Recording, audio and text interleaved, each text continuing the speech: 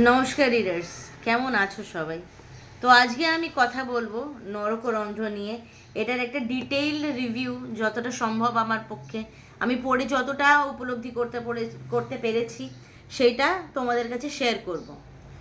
তো নরকরন্ধ্র তো শ্রী পবিত্র ঘোষের লেখা, এবং পবিত্র ঘোষ একজন খুবই নামজাদা লেখক।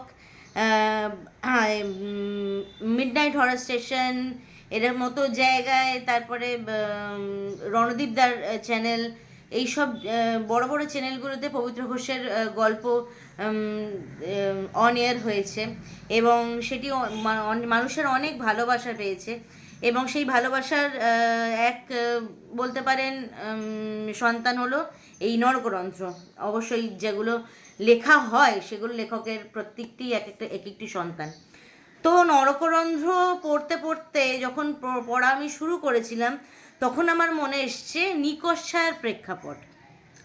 প্রথম এক দু পাতা পড়ে নিকষ ছায়া, আপনারা সবাই অবগত নিকষ ছায়ার ব্যাপারে। তবে তারপরে এক দু পাতার পরে আমার সেটা আর মনে হয়নি। গল্পের যে প্রেক্ষাপট সেটি একটি প্যারানর্মাল ইনভেস্টিগেটরকে ঘিরে, তার নাম অনিরুদ্ধ। এবং এই অনিরুদ্ধকে নিয়ে আগামীকালে আরও সিরিজ বের করেছেন পবিত্র ঘোষ, সেগুলো আপনাদেরকে পরে বলবো। আমি কিছু কিছু পয়েন্ট লিখে রেখেছি, সেই পয়েন্টগুলো অনুযায়ী আপনাদের বলবো, যাতে আপনারা ডিসাইড করতে পারেন যে আপনারা এই বইটি কিনবেন এবং পড়বেন কিনা। তবে আমি 100% রিকমেন্ড করছি এই বইটা অবশ্যই পড়ুন। আচ্ছা, গল্পের গোড়ার দিকে লেখক বডি হররকে খুব সুন্দরভাবে দেখিয়েছে। আজকালকার দিনে ভৌতিক গল্প বলতে আমরা রাক্ষস খক্ষস বা একটা আত্মা, সামথিং লাইক দ্যাট, এইগুলোকে ভাবি। কিন্তু এই বডি হরর কনসেপ্টটা হলিউড স্টাইলে বা ইংরেজি যে উপন্যাস বা গল্প থাকে সেইখানে খুব ভালোভাবে বলা হয়, এবং এটি পবিত্র ঘোষ বাংলা উপন্যাসে খুব ভালোভাবে এনেছেন বডি হররটাকে। আর এখানে যেহেতু অনিরুদ্ধ একটা প্যারানর্মাল ইনভেস্টিগেটর, সুতরাং আমরা জেনারেলি একটা যেখানে বলিউড বা হলিউড বা টলিউড মুভি সিরিয়ালে দেখে এসছি যে একটা পুলিশ এবং প্যারানর্মাল ইনভেস্টিগেটরের মধ্যে একটা অন্তর্দ্বন্দ্ব চলে, এখানে কিন্তু সেরকম কিছুই হয়নি। পুলিশ খুব ভালোভাবে এই প্যারানর্মাল ইনভেস্টিগেটরের সাথে সংযুক্ত হয়ে কেসটির ব্যাপারে আরও এগিয়ে গেছেন।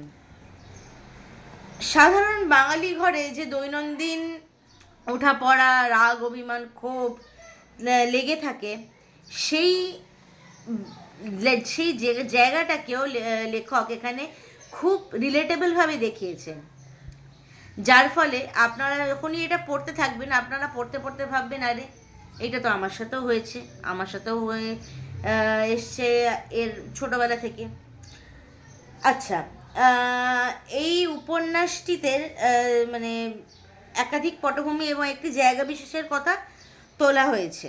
এবার যেটা দিয়ে শুরু করা হয়েছে উপন্যাসটি, আর পরবর্তীকালে বিভিন্ন জায়গা, বিভিন্ন পটভূমি লেখক উল্লেখ করেছে, কিন্তু মিরাকুলাসলিভাবে প্রত্যেকটি পটভূমিকে একটি একত্রিত জায়গায় এনে শেষ পর্যায়ে উনি খুব ভালোভাবে গল্পের মানে উপন্যাসের বুননটি বুনেছেন।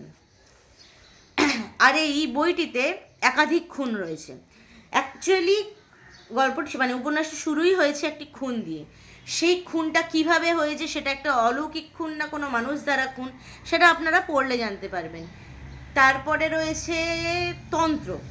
তন্ত্রের একটি খুব উল্লেখযোগ্য বিষয় নরকরন্ধ্র বা কার্কটতন্ত্র, এইগুলো উনি তুলে ধরেছেন, এবং কিভাবে কি হয় আর কেন এই তন্ত্রগুলো দিয়ে মানুষকে মানে কেন এই তন্ত্রগুলো দিয়ে মানুষকে মারা হচ্ছে, বা কেন এই তন্ত্রগুলোর মাধ্যমে মানুষ একের পর এক মানুষ মারা যাচ্ছে, সেইটা খুব ভালোভাবে কিন্তু তুলে ধরেছেন লেখক।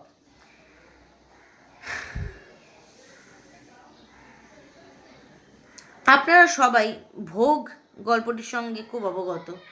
আমি বলবো যে এখানেও ভালোবাসা হলো সবচেয়ে বড় তন্ত্র এবং সবচেয়ে বড় জাদু, যেটা অবশ্যই লেখক ইউজ করেননি, এই ডায়লগটা আমি দিচ্ছি, কিন্তু এখানেও উনি যেভাবে গল্পটি বুনন করেছেন সেখানেও সব কিছুর ঊর্ধ্বে কিন্তু ভালোবাসাকেই মানা হচ্ছে, যে যার মধ্যে সমস্ত রকম পজিটিভ শক্তি রয়েছে কোনো রকম অন্ধকার থেকে কাউকে বের করে আনার জন্য।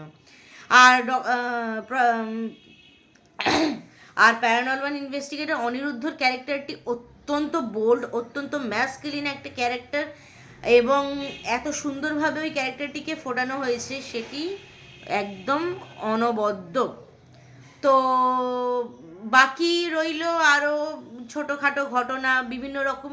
হ্যাঁ, আর একটা বিষয় রয়েছে, এখানে প্রায় কম করে হলেও 20টার বেশি ক্যারেক্টারকে ইন্ট্রোডিউস করা হয়েছে, যেটি কিছু পাতা মানে গোটা 50 বা 60 পাতা পড়ার পর আমি একটু গুলিয়ে ফেলেছি যে কে কোনটা, কে কোন ক্যারেক্টার। কিন্তু একটু একটু একটু একটু করে যখন পড়তে থেকেছি, বা পরবর্তীকালে এটি লেখকের কাছে আমার অনুরোধ যে যখন কোনো ক্যারেক্টারকে ইন্ট্রোডিউস করানো হয়, তার অনেক পরে যখন সেই ক্যারেক্টার সম্বন্ধে কিছু বলা হয়, তার কোনো রকম হিন্ট একটু পিছনের পংক্তি থেকে দিয়ে দিলে, বা পিছনের যেখান থেকে উল্লেখ করা শুরু হয়েছে ক্যারেক্টারটির ইন্ট্রোডাকশন, সেটা দিয়ে দিলে পাঠকের একটু বুঝতে অসুবিধা হয়, যেটা এখনকার ইংলিশ বইগুলোতে করা থাকে, যে স্টার দিয়ে নিচে বা এরকম সামথিং লাইক দ্যাট। তো এইটা আমার একটা অনুরোধ রইল লেখকের কাছে। আর বাকি এই উপন্যাসটি পড়ে আমার খুবই ভালো লেগেছে। বিভা পাবলিকেশন থেকে এই উপন্যাসটি বেরিয়েছে, বিভা অলৌকিক সিরিজের উপন্যাস বেরিয়েছে বলতে এটা 2025 সালে বইমেলাতে এই বইটি প্রকাশিত হয়েছিল। তো আপনারা এই বইটি সংগ্রহ করুন। নরকরন্ধ্র অত্যন্ত সুন্দর একটি বই। পবিত্র ঘোষ একটি অনবদ্য লেখক, নতুন লেখক কিন্তু অনবদ্য লেখক, এবং আপনাদের পড়ে খুবই ভালো লাগবে, এই গ্যারেন্টি আমার। তো এইখানেই আমি আজকের ভিডিওটা শেষ করছি। বাই।